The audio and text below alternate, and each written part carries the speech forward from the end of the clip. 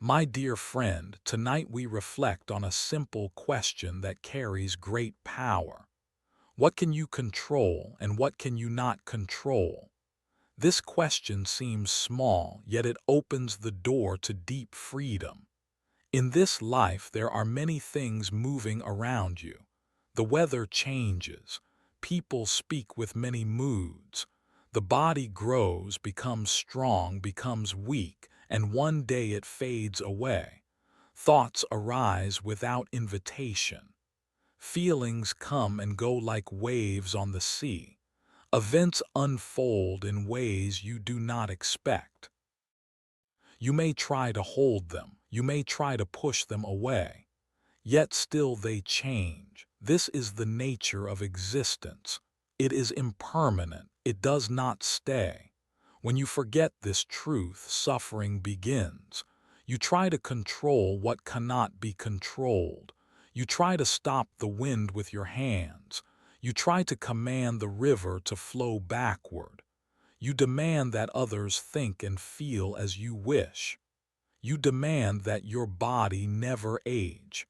You demand that life follow your plan. And when life does not obey, the heart becomes tight. The mind becomes restless. Anger arises. Fear arises. Disappointment grows. My dear friend, this suffering is not because the world is wrong. It is because we are holding too tightly to what cannot be held. Let us look carefully. What can you truly control? You cannot control the past. The past has already dissolved. It is only memory now. You may revisit it in your thoughts, but you cannot change a single moment. Regret does not rewrite yesterday. Guilt does not undo a mistake. Worry does not improve what is gone. You cannot control the future. The future has not yet come. It is only imagination. You can prepare with wisdom, but you cannot guarantee any outcome. You may plan carefully, yet conditions shift. You may act with good intention, yet results depend on many causes beyond your sight. You cannot fully control other people. You cannot enter their minds. You cannot rearrange their karma. You cannot force love. You cannot command respect. You cannot prevent all criticism. Each person carries their own causes and conditions. Each person walks their own path. You cannot control the aging of your body. You cannot stop sickness from visiting. You cannot command the heart to beat forever. This body is borrowed from nature.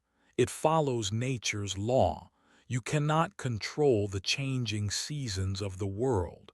Wealth rises and falls. Praise turns into blame. Success turns into failure. Popularity turns into loneliness. All worldly conditions are unstable. See this clearly. Much of life is outside your control. Now breathe gently. When you deeply accept what you cannot control, a quiet strength begins to grow. Acceptance is not weakness. It is wisdom. It is the understanding that fighting reality only creates more pain. Now let us look at what you can control. You can choose how you respond. You cannot control whether someone speaks harshly, but you can choose whether to answer with anger or patience. You cannot control whether a problem appears, but you can choose whether to face it with panic or steadiness. Between the event and your reaction, there is a small space. In that space, there is freedom. Mindfulness helps you see that space. When a feeling arises, you observe it. You do not become it. When anger appears, you say softly in your heart, "Anger is here." When fear appears, you say gently, "Fear is here." You do not say, "I am anger." You do not say, "I am fear." You understand that these are passing states. You can control your effort. You can cultivate wholesome qualities. You can water the seeds of kindness. You can practice generosity. You can speak truthfully. You can train your mind to return to the breath. You can choose what thoughts you encourage. Thoughts arise on their own, but you do not need to feed every thought. Some thoughts are like clouds. Let them pass. Some thoughts are like seeds. If you water them, they grow. If you ignore them, they weaken. You can control your intention. Intention is powerful. It shapes your actions. It shapes your speech. It shapes your path. A mind guided by compassion creates peace around it. A mind guided by greed creates restlessness. You can control whether you cling or whether you let go. Clinging creates suffering. Letting go creates lightness. Letting go does not mean you stop caring. It means you care without attachment. You love without possession. You act without demanding a reward. You give without expecting praise. This is the middle path, not too tight, not too loose, not careless, not obsessive, balanced. When you hold too tightly, the mind becomes hard. When you hold too loosely, the mind becomes dull. Walk gently between these extremes. Consider a flower in your hand. If you squeeze it tightly, you crush it. If you drop it carelessly, it falls. If you hold it softly, it remains whole. This is how we hold life. My dear friend, many suffer because they confuse influence with control. You can influence the future through wise action, but you cannot control it. You can influence your health through care, but you cannot control every illness. You can influence relationships through kindness, but you cannot control another heart. Understand this difference clearly. Do your best with what is in your hands. Release what is not. Each moment offers you this practice. When rain falls on a day you planned for sunshine, you can complain or you can adapt. The rain does not ask your permission, but your response belongs to you. When someone misunderstands you, you can chase their approval endlessly, or you can rest in your own integrity. Their opinion is theirs. Your character is yours. When you fail, you can attack yourself with harsh words, or you can learn gently and begin again. Failure is an event. It is not your identity. When success comes, you can cling to it and fear its loss, or you can appreciate it and remain humble. Success is also impermanent. See how freedom grows when you focus on what is within your reach. Control your speech. Speak words that heal rather than harm. Silence is often wiser than sharp language. Before speaking, ask quietly, is this true? Is this kind? Is this necessary? Control your consumption. What you read, what you watch, what you listen to, these shape your mind. If you fill your mind with anger, anger grows. If you fill your mind with wisdom, wisdom grows. Control your daily habits. Small actions repeated each day shape your destiny. A few minutes of meditation daily can change the tone of your whole life. A single act of kindness each day softens the heart. Control your attention. Where attention goes, energy flows. If attention rests only on problems, life feels heavy. If attention notices simple blessings, the heart feels grateful. Yet even here, be gentle. Control does not mean force. It means awareness and wise direction. When you try to force your mind to be calm, it becomes more restless. When you gently guide it back to the breath, it slowly settles. Like training a young animal, patience works better than anger. Remember impermanence again. Everything changes. The pain you feel today will not remain forever. The joy you feel today will also not remain forever. Knowing this, you do not cling to joy and you do not despair in pain. This understanding brings balance.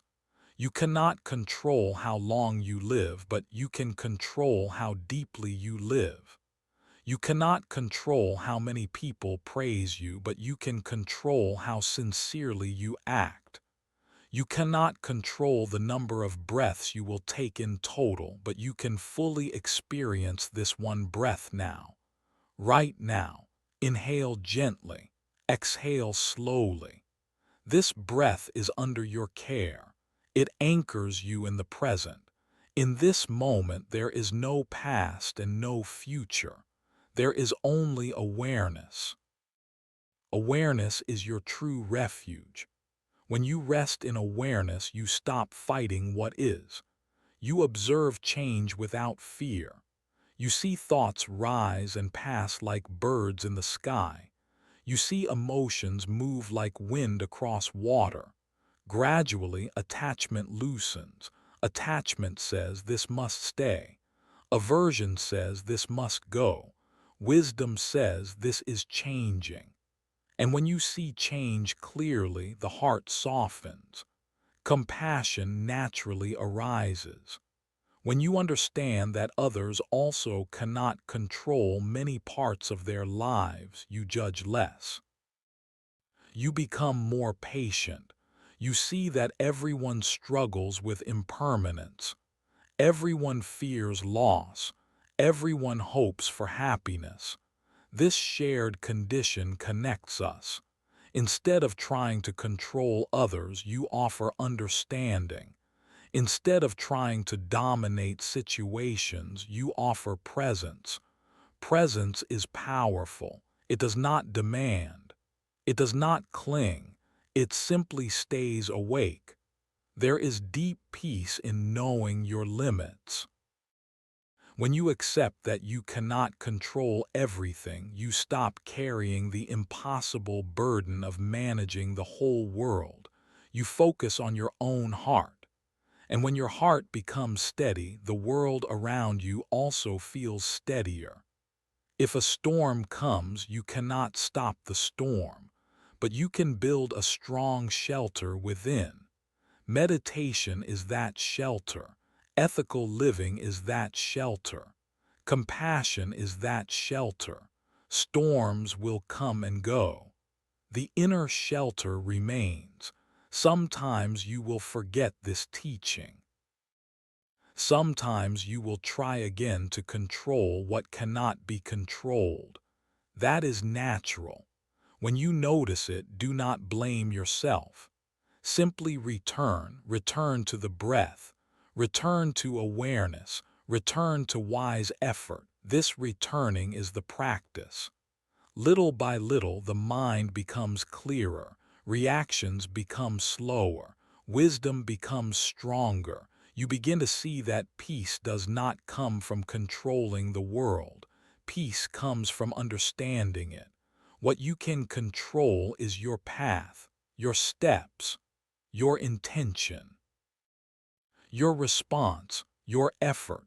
What you cannot control is the entire field of conditions that surround you. Let go of the illusion of total control. It is heavy. It exhausts you. Hold gently the small sphere that is truly yours. Care for it with diligence and kindness.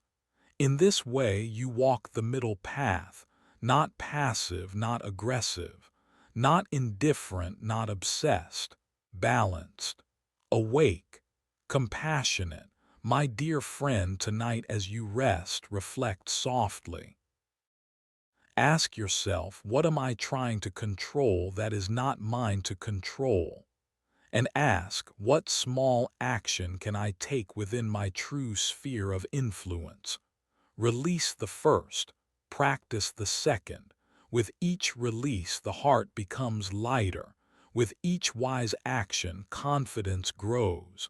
Freedom is not found by conquering the world. Freedom is found by understanding it. And understanding begins with seeing clearly what you can control and what you cannot. May you cultivate patience.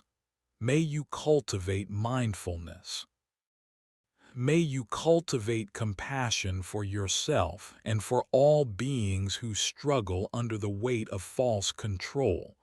Rest now in this understanding. Rest in the breath.